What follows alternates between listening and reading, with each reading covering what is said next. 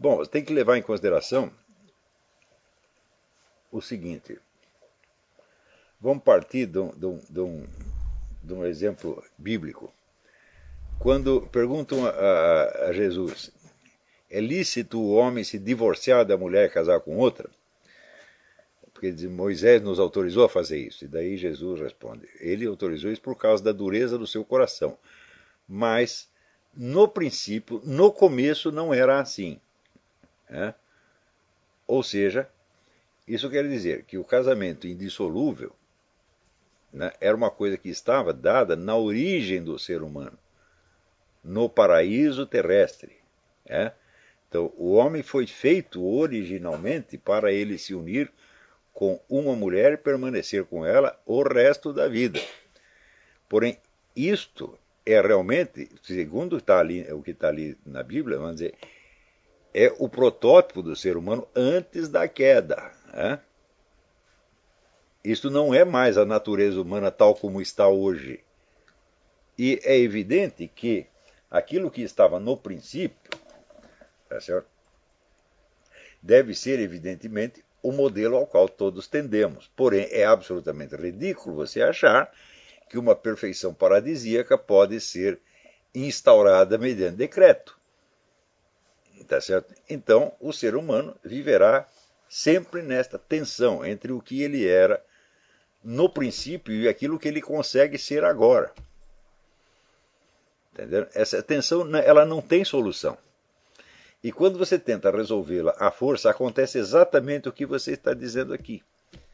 Por exemplo, eu mencionei, aulas atrás, a diferença que existe entre uma proibição moral e uma inibição psicológica. Se um determinado mandamento moral está incorporado, ele já não é apenas um ensino, alguma coisa que Jesus Cristo ensinou lá a 12 apóstolos e está pregando do Sermão da Montanha, já não é mais isso, ele já é uma instituição, ele é uma lei, ele foi incorporado por toda a sociedade, as pessoas julgam de acordo com esse critério, isso está incorporado nas leis e consolidado em castigos civis e penais. Então existe uma pressão monstruosa, não apenas, vamos dizer, da igreja, mas do mundo, para que você se comporte desta ou daquela maneira. Tá certo? Então, eu digo, isto tem uma possibilidade muito maior de criar uma inibição emocional do que criar uma obediência moral verdadeira. Porque toda vamos dizer, esta pressão ela vai operar em cima do medo. Medo do quê? Medo de ir para o inferno, medo de não ir para o céu. Eu digo, você não vai dizer que esses medos post-mortem são mais presentes para você do que a pressão da sociedade e o medo de ir para a cadeia ou de perder o emprego. Não é assim. Para você chegar, quando você chega neste ponto, onde você tem mais medo de ir para o inferno do que medo de ir para o gulag, você é um santo. É?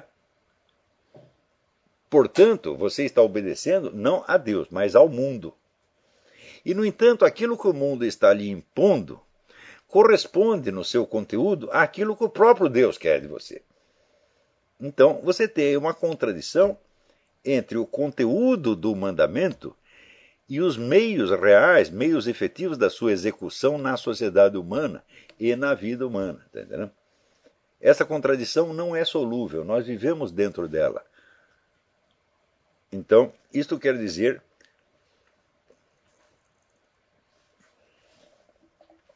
que agora entrei na opinião pessoal. Né? Eu acho que você só consegue realmente obedecer a Deus quando você não obedece mais o mundo. Enquanto você está obedecendo o Código Penal, o Código Civil, os tribunais, o falatório da vizinhança, etc., etc., você não está obedecendo a Deus, ainda que o conteúdo do mandamento imposto seja o mesmo. Porque é o problema de perante quem você está cedendo. Perante um Deus que você não vê, perante um Deus que você sabe que é amor infinito e que fará tudo para perdoar você, é desse que você está com medo? Ou é com medo do falatório da vizinhança, com medo do juiz, com medo da polícia, etc, etc. Então, quando a Bíblia diz que a alma tem 3 inimigos, o mundo, o diabo e a carne, você precisa ver que você corre de um desses inimigos e cai na mão do outro. Né? Então, isso não é fácil. Então, é por isto mesmo que o Cristo disse que você deve perdoar a pessoa não 7 vezes, mas 7 vezes 70. Não é isso? Agora, acontece que todo mandamento, tudo aquilo que é imposto como uma ordem, cria para os beneficiários indiretos um direito.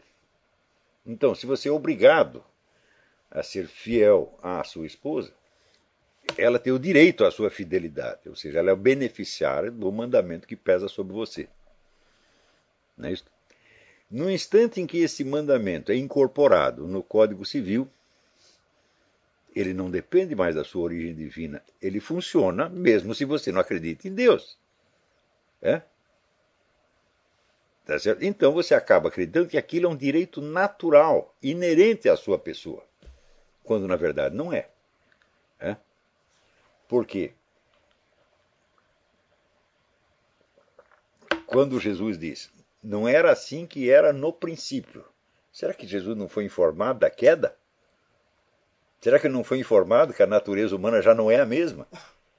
E que não basta você mandar para que as coisas aconteçam? Se ele mandar, sim, porque ele é o Logos Criador. O que ele diz, acontece. Mas nós não somos assim.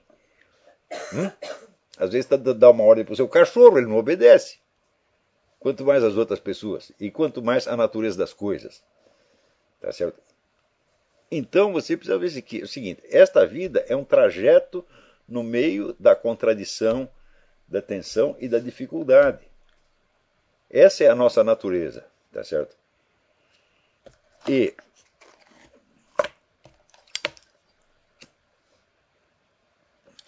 você vê, quando você reza o rosário, não tem entre os mistérios dolorosos, o quarto mistério é Jesus carregando a cruz. E isso aí é para você cultivar a virtude da paciência. Paciência para quê? Paciência com tudo? Não, claro que não. É? Mas paciência para com você mesmo e para com os seus irmãos, os seus semelhantes. Né? Sabendo que eles não vão se tornar perfeitos do dia para a noite só porque você mandou. E que nem mesmo você tem a capacidade de obedecer a esta ordem. Então, na nossa vida pessoal, nós sabemos que nós vamos errar muitas vezes e vamos depois confessar nossos pecados e ser absolvidos e tentar de novo, e de novo, e de novo. Todos nós sabemos que é assim. E na igreja é assim. Eu digo, mas na sociedade civil pode ser assim? A igreja pode te absolver os teus pecados. Então, está absolvido, está absolvido. Só que, eu digo, e as penalidades temporais? E a pressão da sociedade? A sociedade não é a igreja. A igreja está aí para te perdoar e para te levar para o céu. A sociedade está aí para mandar em você, porra. E acontece que quais são as relações entre a igreja e a sociedade? Elas também são ambíguas. Por exemplo, entre a igreja e o Estado. Sempre foi uma relação ambígua. Tá certo? Nunca foi uma relação pacífica. Nunca houve uma perfeita identidade entre as duas coisas e nem uma perfeita separação. Tá certo? Então, nós todos temos que parar de tentar viver por modelos estereotipados que estão na nossa cabeça e aceitar a realidade como ela é. Então, você saber que uma coisa é errada em termos da perfeição primordial não quer dizer que ela possa ser suprimida da vida desta terra. Não é isso? Então, mas quando os valores bíblicos são incorporados na legislação, eles se tornam instrumentos temíveis de escravização do indivíduo, não a Deus, mas ao mundo. Então esta ambiguidade, que está muito bem observado isso aqui. Já pergunta, eu estou obedecendo isso porque estou com medo de quem? Não é isso? Então, claro que o ideal é você cada vez ligar menos para a autoridade terrena e seguir mais a Deus.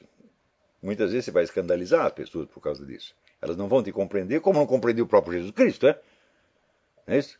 Porque Jesus Cristo fazia tudo direitinho conforme as autoridades civis mandavam? Não, ele não era contra a autoridade civil, mas às vezes simplesmente não dá para contentar todo mundo, não dá para contentar a sociedade humana. A sociedade humana é composta do entrechoque de opiniões, desejos contraditórios. Quer dizer, a simples ideia de contentar a todo mundo já é autocontraditória. Então,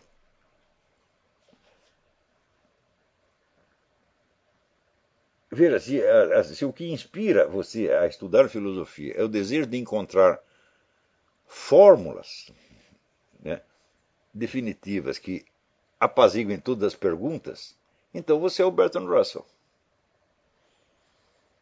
Entendeu? Nós aqui, nós vivemos na contradição. Nós não somos tão coerentes assim. Nós somos coerentes com a estrutura da realidade. A estrutura da realidade tem lá o seu elemento de incoerência. Tá certo? Por onde, vamos dizer, por assim dizer, o absurdo penetra no mundo. Né? Então, não podemos suprimir o absurdo. Isso seria mais absurdo ainda.